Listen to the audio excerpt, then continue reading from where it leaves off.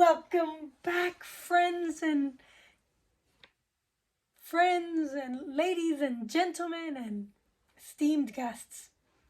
I want to talk to you about dressing for success and the importance of women making sure that they dress accordingly for whatever job they apply or they work in. And I wanted to state that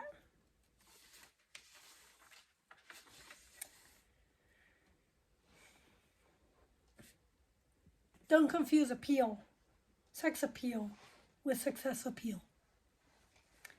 Okay? So, we women harbor many pitfalls when we're dressing for success. At work, in wearing clothing that is much too sexy or revealing. And this hurts your career advancement. So when you dress as a sex object, bear in mind you're going to be treated as a sex object. Sexual certainty is part of a woman's life, and being sexually appealing is desirable for your husband. However, in the workplace, don't confuse attractiveness and charm with sexuality. It could hurt you. It could also cause you to get raped. It doesn't change the way men and other women react to women who dress overly sexy to the office. And while most men enjoy an attractive woman dressed in a sexy style, they make passes at them, date them, and perhaps marry them, but they seldom promote them or trust them with important assignments. The reaction of men is friendly compared with that of women. 137 women who worked with women who dress in a revealing manner showed that 1/3 were openly hostile.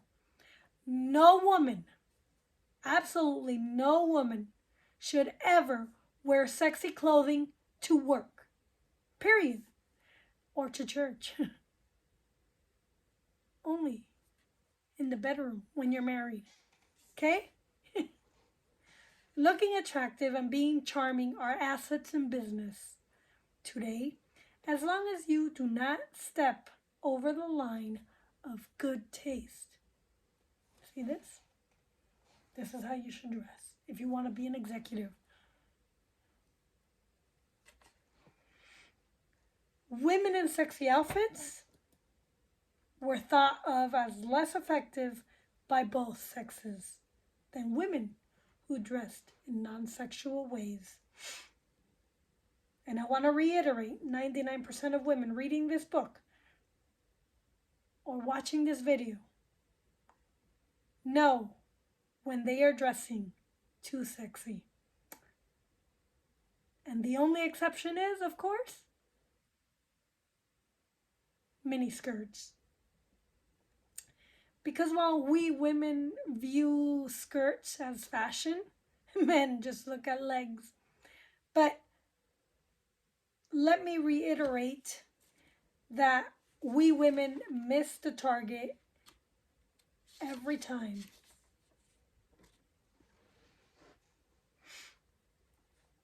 When we assume that just because we women like the way we look or dress, that it's universally accepted. And I have to reiterate this because when I go to a department store and I try on clothing, I often get women who like the way I look. And it's not acceptable most of the time.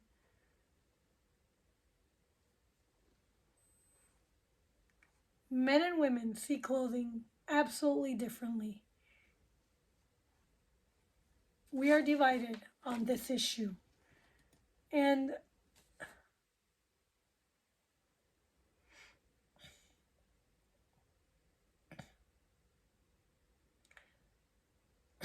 I have to say that traditional male clothing for women is acceptable in the workplace. So when you are in business, wear navy blues, black, or charcoal gray. This is fine.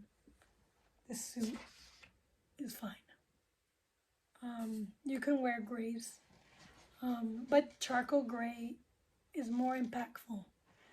I still don't like red. I think red is too... It just doesn't always go well, even though Nancy Reagan wore red jackets well.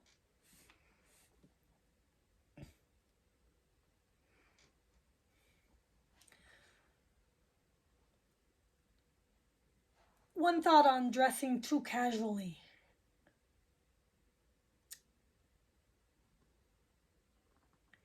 When you see that the business place calls for casual business attire and men can dress casually, a woman still has to dress much more formal than a man when they're dressing casually. This is casual when the business code is casual.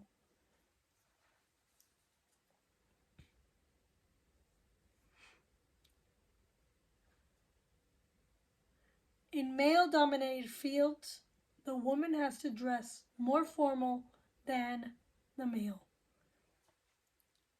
Because if a man dresses casually, he loses some of his authority. And you could see this in just about any pictures that you see. When you look at the browse pictures of men and women in business suits, you can see that the loss of authority.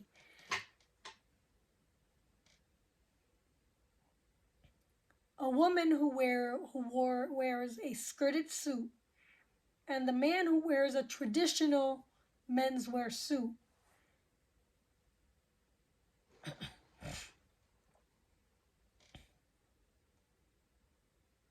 men always have an edge than women. Sorry, it's the truth. If a man removes a jacket, the man wins hands down, because almost everyone thinks that the man has a jacket somewhere. But if a woman fails to wear a jacket, she loses.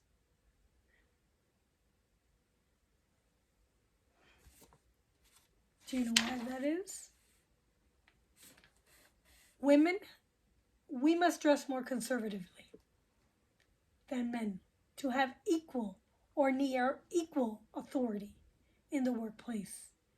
If the environment is so relaxed that you can't possibly wear a jacket, you must choose your garments very carefully so that you are more conservative than the men co-workers. You could look at it, perfect example. Men and women of the church, nuns and priests. Priests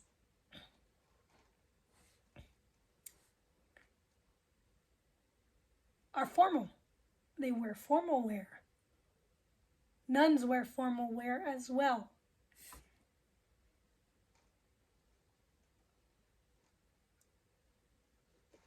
And you could see the equality in nuns and priests because of their formal attire.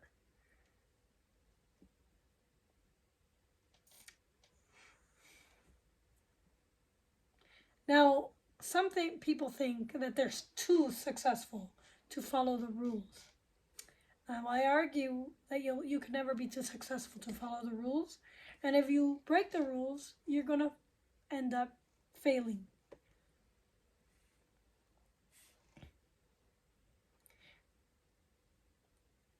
Dressing to smash the glass ceiling. So oftentimes we fail when we try to dress to smash the glass ceiling, and we assume that the that the style that helped them get to middle management will make it will help them get to the top as well. And these, while this might be true for men, for women, the minute we head to the top, to an executive suite, that minute we have to change our attire to look much like the men. If you want to keep your position and your authority and influence. The executive suite is an upper social economic business club, and in order to get in, you must wear the club uniform, just like in nuns and priests. The best garments for moving into the executive suite are suits in muted conservative feminine colors that scream money and class, expensive and upper class accessories. The traditional high authority look, which is most effective in middle management, does not work as well when a woman is headed for the top management.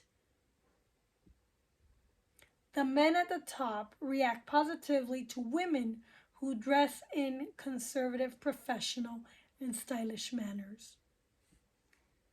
So, again, this is stylish.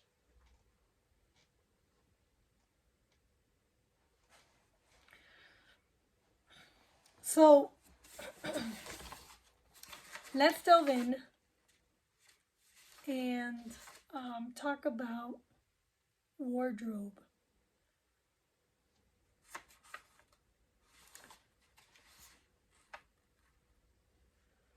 The jacket. This is a jacket. Absolutely anything you wear, put a jacket on it. In today's world, when I go to the store, I hate it. I absolutely hate it. I have grown really hateful of the fashion industry because the fashion industry does not dress us accordingly for business. They want us to dress sexy, they want us to dress for other women, and I have to say that the business jacket is a hallmark of the American businesswoman. And so if you want to look your best and you want to stay in an executive position, you must absolutely wear a jacket with every dress, skirt, and your skirts should be long. And if you're wearing a skirt, make sure that you diffuse your legs. Yes, diffuse it. And here's a secret that somebody told me. If you wear a skirt and you have sexy legs, all men are gonna look. But here's the determining factor between a man who's heading towards lust and a man who is normal. If he looks once, he's okay. If the man looks twice, that man is looking at you with a lustful eye. We've got problems. So,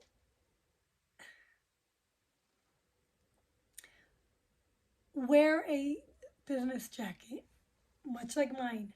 You can wear also a jacket that goes all the way down, almost like a peacoat or a overcoat. This jackets like that you could sort of like button a little bit will go well when you have dresses that hug your body. And the reason you want to wear it is so that you make sure that the men look at you and they are not looking at you. Do you know what I'm saying? So absolutely wear a jacket with everything you wear. Jackets are very essential, and they propel you to executive level business. You can argue with me, but the research is there. If you do not wear a jacket, you're not going to be treated with the same authority as a man. Okay? And I think that for today, we're going to close. And I want to thank you. If you like this content, please like and subscribe and share this video. Thanks.